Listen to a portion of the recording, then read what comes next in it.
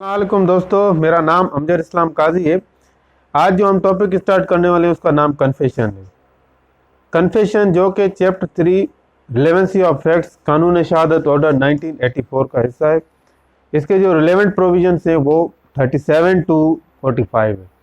सबसे पहले हम देखते हैं कन्फेशन क्या है। कन्फेशन एक फॉर्मल स्टेटमेंट है जो कि अक्यूज पर्सन देता है और उसमें अपने क्राइम को एडमिट करता है कि उसने ये क्राइम किया है, मीन्स के एतराफ़ जुर्म। ये हमेशा कन्फेशन वर्ड क्रिमिनल लॉ में यूज होता है और वॉलेंट कन्फेशन हमेशा वॉलेंट्री होगी, मीन्स के कोई भी पर्सन, पुलिस, मैजिस्ट्रेट, जज, इवन आपके हायर जुडिशरी, किसी भी फोरम पे अक्यूज को बाउंड नहीं किया जाएगा कि आप ये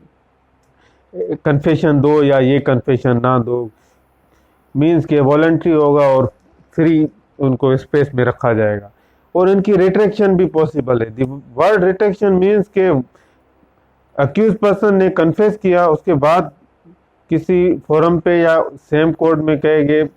जो कन्फेशन मैंने की थी वो अंडर थ्रेट की थी, तो वो जो जज है जिसके पास ट्रायल चल रहा है वो जज जो है उसकी रिट्रैक्शन करेगा, बोलेगा ठीक है आपको जो अंडर थ्रेट है आप प्रूव करें। तो अगर प्रूव हो जाता है तो वो जज उसकी जो कन्फेशन है उसको खारिज कर देगा और जो कन्फेशन होगी वो अक्यूज जो दे रहा है, कन्फेस कर रहा है, उसके अगेंस्ट यूज हो सकती है। मीन्स के उसके खिलाफ किसी भी फोरम पे वो यूज कर सकते हैं, मीन्स के एपीलेंट फोरम पे या सेम कोर्ट में वो यूज कर सकते हैं ट्रायल पे। कन्फेशन के दो काइंड्स हैं, judicial confession and extra judicial confession. Judicial confession वो है जो आप कोर्ट में देते हैं 164 सीआरपीसी के तहत, और जो एक्स्ट्रा जुडिशियल कन्फेशन है वो आप पुलिस में दे, पुलिस के सामने दें 161 सीआरपीसी के अंडर, या किसी थर्ड पर्सन के सामने आप बोलें कि मैंने ये क्राइम किया है, उसको कहते हैं एक्स्ट्रा जुडिशियल कन्फेशन, मीन्स के आउटसाइड द कोर्ट। अब हम आते हैं आर्टिकल 37 पे। आर्टिकल 37 कहता है कोई भी पर्सन कन्फेस कर रहा है क्राइम का और जज ड्यूरिंग क्वेश्चनिंग उनसे पूछते हुए जज को यह पता चलता है कि जो ये कन्फेशन कर रहा है वो अंडर इंड्यूसमेंट हुई है, मीन्स के उसको किसने बहकाया है, धमकाया है, या कोई मुआहदा तय हुआ है। मुआहदा मीन्स के आप ये कन्फेशन करो हम आपको 10 लाख देंगे, 20 लाख देंगे, इस तरह के कोई भी कंप्रोमाइजेज हुए हैं या प्रोमिसेस हुए हैं। तो इन केसेस में जज जो जिसके सामने कन्फेशन हो रही है वो उस कन्फेशन को इररिलेवेंट करेगा, मीन्स के एक्सेप्ट नहीं करेगा। अब हम आते हैं आर्टिकल 38 पे। आर्टिकल 38 ये कहता है कि आप किसी भी अक्यूज पर्सन ने पुलिस ऑफिसर के सामने कन्फेस किया, इतराफ़ जुर्म किया, वो जो पुलिस ऑफिसर के सामने जो इतराफ़ जुर्म हुआ वो उसकी एविडेंटरी वैल्यू होगी, मगर उसके जो अक्यूज पर्सन जिसने दिए उसके अगेंस्ट वो यूज नहीं हो सकता। एविडेंटरी वैल्यू किस तरह होगी, उसको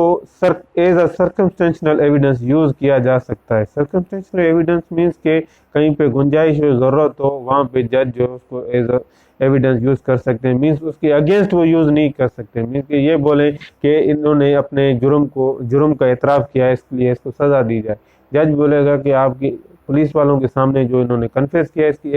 इसकी वैल्यू नहीं है, ये प्रूव नहीं हो सकता, इसलिए हम हमारे सामने ये आके एक्सेप्ट करे कि इसने क्राइम किया है। अगर वो सेम पर्सन जज के सामने या मैजिस्ट्रेट के सामने आके अपने क्राइम की कन्फेशन नहीं करता है तो जज बोलेगा कि पुलिस वाले को आपने जो कन्फेशन दी है उसकी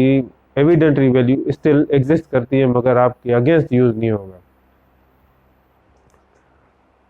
अब हम आते हैं आर्टिकल 39 पे। आर्टिकल 39 ये कहता है कि कोई भी कन्फेशन जो आप पुलिस वाले को दे रहे हैं वो उस कन्फेस करने वाले के अगेंस्ट यूज नहीं होगा। अगर पुलिस वाले के सामने आप कन्फेस कर रहे हैं उसी टाइम मैजिस्ट्रेट जो है अपीयर हो जाए और मैजिस्ट्रेट भी सुन ले कि ये कन्फेस कर रहा है, इतराफ़ जुर्म कर रहा है, तो उसकी वैल्यू होगी। अदरवाइज पुलिस वालों के सामने जो कन्फेशन होगी उसकी वैल्यू नहीं होगी। अगर मैजिस्ट्रेट जेल में आ जाए, सुन ले, रिकॉर्ड कर ले, देखे वाकई ये जो अक्यूज पर्सन है जिस पे इल्ज़ाम लगा हुआ है वो कन्फेस कर रहा है, तो उसकी वैल्यू कोर्ट में होगी और कोर्ट उस पर डिसीजन दे सकती है, उनको सज़ा भी दे सकती है। अब हम आते हैं आर्टिकल 40 पे। आर्टिकल 34 ये कहता है किसी भी पर्सन ने या अक्यूज पर्सन ने पुलिस वालों को बताया कि हम फला जगह पे गए थे, फला जगह पे हमने क्राइम किया, क्राइम करने के बाद हम दूसरी जगह पे भी गए, अपने हथियार हमने इधर रखे, हमने सारी उन्होंने अपनी एक थीम बता दी कि किस तरह इन्होंने एक क्राइम किया। अब वो पुलिस वाले जाते हैं, हथियार देखते हैं उधर मौजूद हैं, जो जो उसमें मुलविस थे, गाड़ी जो मुलविस थी, मीन्स सारी जो भी उनकी थीम थी वो उन्होंने सारे एविडेंसेस कलेक्ट कर लिए। अब कानून ये कहता है जो इन्फॉर्मेशन जो अक्यूज पर्सन दे रहा है कि हमने इस तरह मतलब ऑफेंस किया, ये हमारी प्लानिंग थी, उसमें जो एविडेंसेस कलेक्ट हुए, जो पर्सन अरेस्ट हुए हैं जिनके नाम इन्होंने बताए, वो पर्सन्स और जो एविडेंसेस हैं,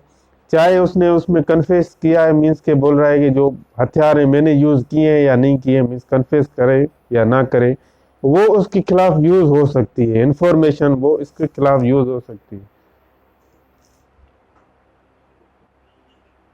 अब हम आते हैं आर्टिकल 41 पे। आर्टिकल 41 ये कहता है अगर जज ड्यूरिंग ट्रायल देखता है कि जिस अक्यूज पर्सन है वो किसी भी थ्रेट में नहीं है या उस कोई भी प्रॉमिस उसके मीन्स के एग्रीमेंट नहीं है किसी की पार्टी के साथ या किसी भी पर्सन के साथ, ना ही कोई इंड्यूसमेंट है, जैसे हमने आर्टिकल 37 में देखा था। अगर जज देखे कि जो अक्यूज पर्सन है अपने इतराफ जुर्म कर रहा है, वो किसी थ्रेड के अंदर कर रहा है, जज उसके इतराफ जुर्म को एक्सेप्ट नहीं करेगा। अब 41 ये कहता है अगर जज को पता चले या जज फील करे या जज ड्यूरिंग एग्जामिनेशन या ड्यूरिंग इंक्वायरी देखे कि कोई भी थ्रेड नहीं है, कोई भी इंड्यूसमेंट नहीं है, वॉलेंट्री दे रहा है, वो सही दे रहा है, तो जज उसकी जो कन्फेशन होगी उस टाइम वो उनको काबिल कबूल करेगा और बोलेगा ये रिलेवेंट है। अब हम आते हैं आर्टिकल 42 पे। आर्टिकल 42 ये कहता है कि कन्फेशन अक्यूज पर्सन ने दे दिए और बाद में अक्यूज पर्सन ये बोले कि जो कन्फेशन है उसको इररिलेवेंट किया जाए, मीन्स के उसको एक्सेप्ट ना किया जाए क्योंकि वो किसी मीन्स के मेयर रीजंस हो, मीन्स सॉलिड ग्राउंड्स ना हो, ना ही एविडेंसेस हो, ना ही वो प्रूव कर सकता हो कि क्यों ना उसकी जो कन्फेशन उसने इतराफ जुर्म किया क्यों उसको रद्द किया जाए, उसके पास कोई भी सबूत नहीं है, तो वो जज उसको जो है ना बोलेगा कि हम इसको रद्द नहीं कर सकते क्योंकि आपके पास ग्राउंड्स नहीं है। मीन्स के मेयर कह रहा है कि if such confession is otherwise relevant, अगर कन्फेशन रिलेवेंट है, एक्सेप्टेबल है, it does not become irrelevant, और वो रद्द नहीं हो सकती merely because it was made under a promise or secrecy, क्योंकि वो प्रोमिस के अंदर दी गई थी या सीक्रेसी के अंदर दी गई थी या कोई भी उनकी मतलब के नशे में था, जज बोलेगा कि आप सॉलिड ग्राउंड्स ले आओ। अब ये आर्टिकल एक एक्सेप्शन दे रहा है कि हदूद ऑर्डिनेंस के जो लॉज हैं वो इस आर्टिकल में यूज नहीं होंगे, मीन्स के हदूद ऑर्डिनेंस में उसने एक्सेप्ट किया है और बाद में आके बोले कि ये कन्फेशन मैंने दी थी वो मैं वापस ले रहा हूँ क्योंकि मैंने वो सज़ा से पहले हदूद ऑर्डिनेंस कहते हैं कि आप कन्फेशन को वापस लेना चाहे, खारिज करना चाहे, हदूद लॉज उनको इजाज़त देते हैं। अब हम आते हैं नेक्स्ट आर्टिकल पे। वो नेक्स्ट आर्टिकल ये कहता है कि एक ऐसा ट्रायल है जिसमें एक से ज़्यादा अक्यूज हैं और उनमें से एक अक्यूज क्राइम की कन्फेस करता है कि मैंने ये क्राइम किया और मेरे साथ ये भी मुलविस थे। अब कानून कहता है जो उसने कन्फेस किया है वो उसके खिलाफ यूज़ हो सकता है, मीन्स जिसने